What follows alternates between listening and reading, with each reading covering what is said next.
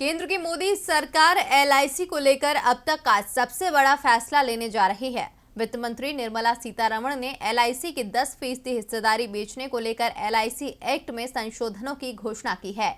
अगर ये संशोधन संसद में पारित हो जाता है तो शेयर बाजार में एलआईसी की लिस्टिंग का रास्ता साफ हो जाएगा। लेकिन इसके उलट देश की जनता में एलआईसी पर सरकार के इस फैसले को लेकर चिंताएं होने लगी हैं।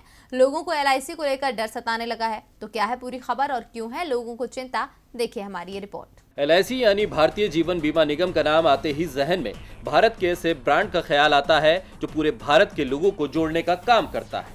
ये ऐसा नाम है जो ज्यादातर भारतीयों में भरोसा जगाता है। हर साल मार्च में वित्त वर्ष खत्म होने से पहले देश का करदाता टैक्स बचाने के लिए पॉलिसी में निवेश को प्राथमिकता देता है। लेकिन अब केंद्र की मोदी सरकार एलआईसी की 10% हिस्सेदारी बेचने जा रही है। इसे लेकर देश की जनता और एलआईसी के 12 लाख एजेंटों को भी चिंता सताने लगी है। एलआईसी में हिस्सेदारी बेचने को लेकर वित्त मंत्री निर्मला सीतारमण अपने तीसरे बजट में एलआईसी एक्ट में संशोधन की घोषणा कर चुकी है। सरकार इसको लेकर गंभीर है। अगर संसद इसे पारित कर देती है तो शेयर बाजार में एलआईसी की लिस्टिंग का रास्ता साफ हो जाएगा। एलआईसी का आईपीओ देश का अब तक का सबसे बड़ा आईपीओ होगा, लेकिन जीवन बीमा बाजार में एलआईसी का प्रभुत्व कम होने का भी डर सता रहा है। सरकार एलआईसी का 1 लाख करोड़ रुपए का आरंभिक पब्लिक ऑफर यानी आईपीओ लाने जा रही है। ये संख्या इतनी बड़ी है कि कोई भी चकित हो सकता है। जीवन बीमा निगम एलआईसी का ये आईपीओ भारतीय शेयर बाजार के इतिहास का सबसे बड़ा आईपीओ होगा। एलआईसी में अभी सरकार की ही 100% हिस्सेदारी है। आईपीओ में 10% शेयर बेचे जा सकते हैं। आईपीओ 2020-21 में ही लाने की योजना थी, लेकिन महामारी के कारण सरकार ऐसा नहीं कर पाई।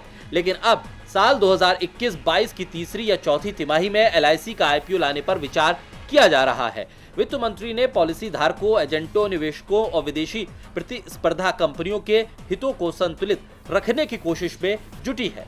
आपको बता दें कि अभी तक एलआईसी का आधिकारिक वैल्यूएशन नहीं हुआ है, लेकिन स्वतंत्र रूप से वैल्यूएशन निकालने वाली फर्म आरबीएसए एडवाइजर्स का अनुमान है कि एलआईसी का वैल्यू 9.9 से 11.5 लाख करोड़ रुपए का है। इस वैल्यू पर एक शेयर की कीमत 99,000 रुपए से लेकर 1,15,000 रुपए होती है। ऐसे में आईपीओ में छोटे निवेशकों के लिए 5 शेयर खरीदना भी मुश्किल होगा।